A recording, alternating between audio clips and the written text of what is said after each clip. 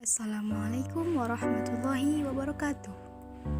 Pada kesempatan kali ini, saya dan teman-teman saya akan mempresentasikan tentang definisi filsafat sebagai sikap demitologi.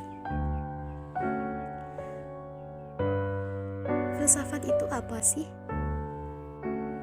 Sebagai contoh, pasti kita sering mendengarkan tentang filosofi kopi. Nah, bagaimana sih definisi filsafat sebagai sikap demitologi? Jadi,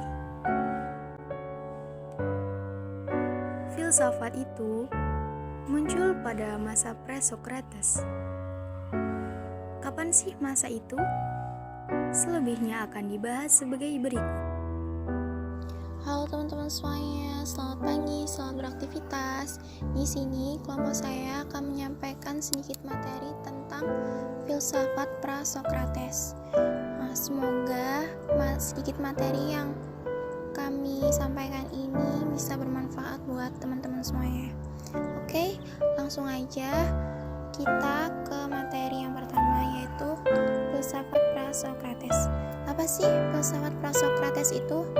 Filsafat pra-Socrates juga dapat diartikan sebagai filsafat alam, karena para ahli filsafat di masa tersebut menjadikan alam semesta sebagai objek pemikirannya.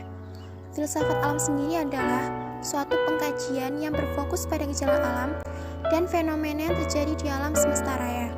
Filsafat alam merupakan pemikiran dan menjadi cikal bakal dari terbentuknya ilmu pengetahuan atau eksakta yang kita kenal seperti fisika, astronomi, evolusi, bahkan kimia.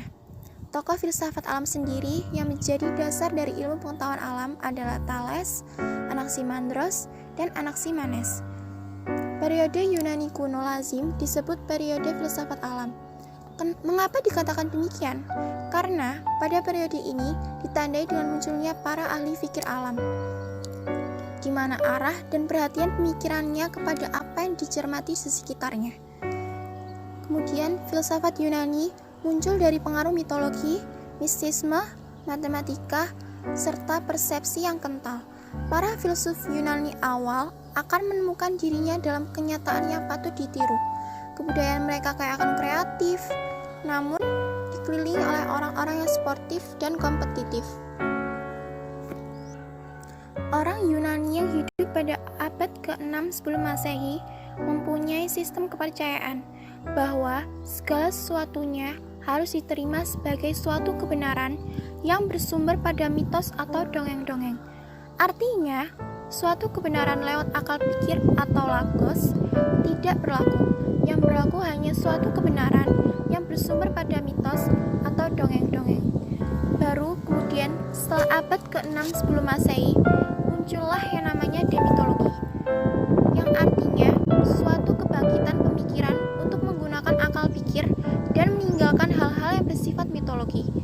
Demitologi sendiri merupakan penghapusan mitologi atau memunculkan gejala penciptaan atau kreasi didasarkan atas adanya unsur mistis di dalamnya. Demitologi menggunakan akal pikir manusia untuk menemukan fenomena dengan meninggalkan sebab akibat yang berasal dari unsur mistis. Yunani muncul pemikiran-pemikiran yang disebut dengan filosof alam.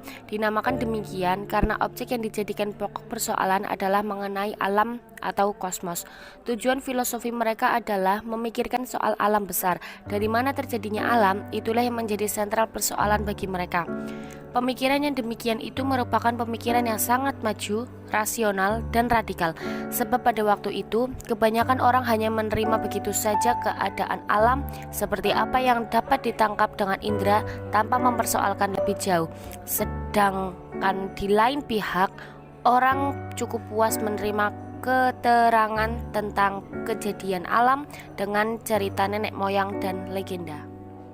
Alam tersebut tidak mempercayai cerita-cerita yang demikian dan menganggapnya sebagai tahayul yang tidak masuk akal. Karena itulah mereka berusaha untuk mendapatkan keterangan tentang inti dasar alam itu dari daya pemikirannya sendiri. Maka mereka pantas mendapatkan sebutan sebagai pemikiran yang radikal, karena pemikiran mereka sampai pada akar dari alam yang dipersoalkan. Pada filosofi filosof yang tergolong filosofi alam adalah sebagai berikut. Yang pertama Thales, yang kedua Anaximandros, dan yang ketiga Anaximenes. Para filosof alam beserta pemikirannya. 1. Thales tahun 625 sampai 545 sebelum Masehi. Nama Thales muncul atas penuturan sejarawan Herodotus pada abad ke-5 sebelum Masehi. Thales sebagai salah satu dari 7 orang bijaksana. Salah satu jasanya yang berat adalah meramal gerhana matahari pada tahun 585 sebelum Masehi. Thales mengembangkan filsafat alam dalam kronologi yang mempertanyakan asal mula, sifat dasar, dan struktur komposisi alam semesta.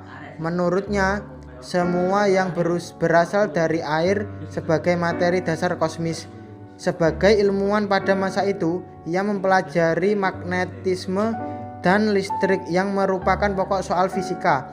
Demikian Thales juga ahli matematika yang pertama dan juga sebagai the father of deductive.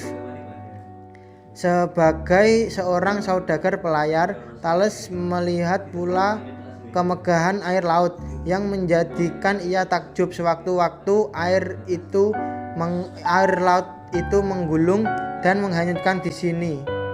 Dihapuskannya segala yang hidup.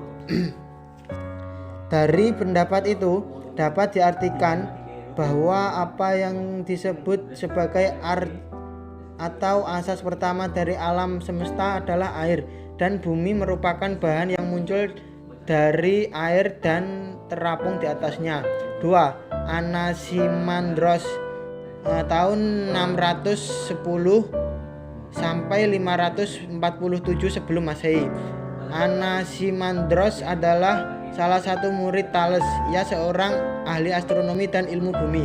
Ia mempunyai prinsip dasar alam, walaupun prinsip tersebut bukanlah dari jenis benda dan alam seperti air. Yang dikatakan oleh gurunya, prinsip dasar alam haruslah dari jenis yang tak terhitung dan tak terbatas, yang ia sebut apeiron. Apeiron adalah zat yang tak terhingga, tak terbatas, tidak dapat dirupakan, dan tidak ada persamaannya dengan apapun. Jika kita melihat sifat-sifat yang diberikan oleh Anaximandros tentang apeiron, yaitu sebagai zat atau sesuatu yang tak terhingga, tak terbatas, tak dapat diserupakan dengan apapun, maka barangkali yang dimaksud dengan apeiron adalah Tuhan. 3. Anaximenes tahun 585 sampai 494 sebelum Masehi. Anaximenes mencoba menjelaskan bahwa substansi pertama itu bersifat kekal dan ada dengan sendirinya. Anaximenes mengatakan itu udara. Udara merupakan sumber segala kehidupan karena udaralah yang meliputi seluruh alam, serta udaralah yang menjadi dasar hidup bagi manusia yang amat diperlukan untuk bernafas. Menurut Anaximenes, udara itu benda materi. Tetapi walaupun dasar hidup dipandangnya sebagai benda, ia membendakan juga yang hidup dengan yang mati. Mungkin hanya itu yang dapat kami sampaikan.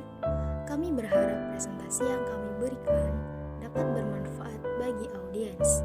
Jika kami merasa ada kekurangan dan kesalahan, kami meminta maaf karena kesempurnaan hanya milik Allah Subhanahu wa Ta'ala. Salam sejahtera. Wassalamualaikum warahmatullahi wabarakatuh.